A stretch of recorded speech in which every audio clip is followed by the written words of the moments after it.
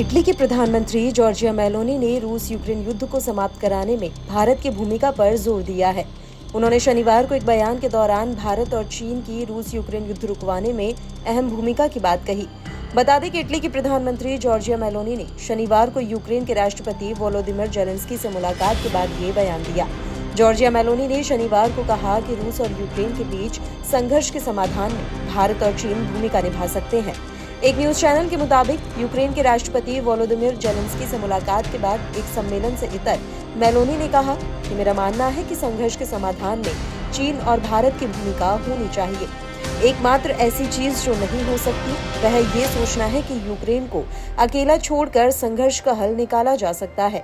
Meloni का ये बयान ऐसे समय में आया है जब रूस के राष्ट्रपति व्लादिमीर पुतिन ने गुरुवार को भारत का नाम उन 3 देशों में शामिल किया जिनके साथ वह यूक्रेन संघर्ष को लेकर संपर्क में है, और उन्होंने कहा है कि वे इस मुद्दे को सुलझाने के लिए ईमानदारी से प्रयास कर रहे हैं।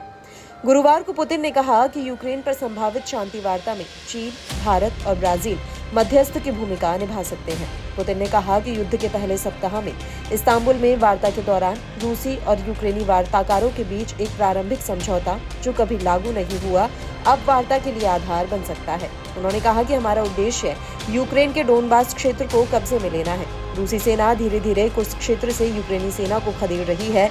जॉर्जिया मेलोनी का ये बयान अब ऐसे समय में आया है जब रूसी राष्ट्रपति व्लादिमीर पुतिन ने गुरुवार को भारत का नाम उन 3 देशों में शामिल किया जिनके साथ वह यूक्रेन संघर्ष को लेकर संपर्क में है। उन्होंने कहा कि वे इस मुद्दे को सुलझाने के लिए ईमानदारी से प्रयास कर रहे हैं। गौरतलब है कि पीएम मोदी ने जुलाई में रूस और फिर अगस्त में यूक्रेन की यात्रा की थी, जहां उन्होंने न सिर्फ पुतिन से युद्ध को खत्म करने की अपील की बल्कि जेलेंस्की से भी ये कहा कि दोनों देश बिना समय गंवाए बात शुरू करें। जुलाई महीने में मॉस्को की अपनी यात्रा के दौरान प्रधानमंत्री मोदी ने यूक्रेन में संघर्ष को समाप्त करने के लिए समाधान खोजने के लिए रूसी राष्ट्रपति के साथ व्यापक चर्चा की थी। दोनों देशों के बीच दीर्घकालिक मैत्री और अच्छे संबंधों का उल्लेख करते हुए पुतिन ने यूक्रेन में चल रहे संकट को समाप्त करने के लिए प्रधानमंत्री मोदी की पहल की भी सराहना की। अगले महीने अगस्त में जेलेंस्की के साथ अपनी बातचीत के दौरान प्रधानमंत्री मोदी ने बातचीत और कूटनीति के जरिए चल रहे रूस यूक्रेन संघर्ष के शांतिपूर्ण समाधान के लिए भारत की सैद्धांतिक स्थिति और प्रतिबद्धता की फिर से पुष्टि की थी। उन्होंने क्षेत्र में शांति की शीघ्र वापसी के लिए सभी संभव तरीकों से योगदान देने की भारत की तत्परता को भी दोहराया था।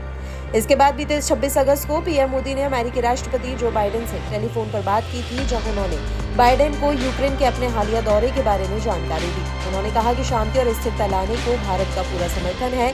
इसके अगले ही दिन 27 अगस्त को पीएम मोदी की रूसी राष्ट्रपति व्लादिमीर पुतिन से भी फोन पर बात हुई, जहां यूक्रेन की विनाशकारी नीति का आकलन किया गया।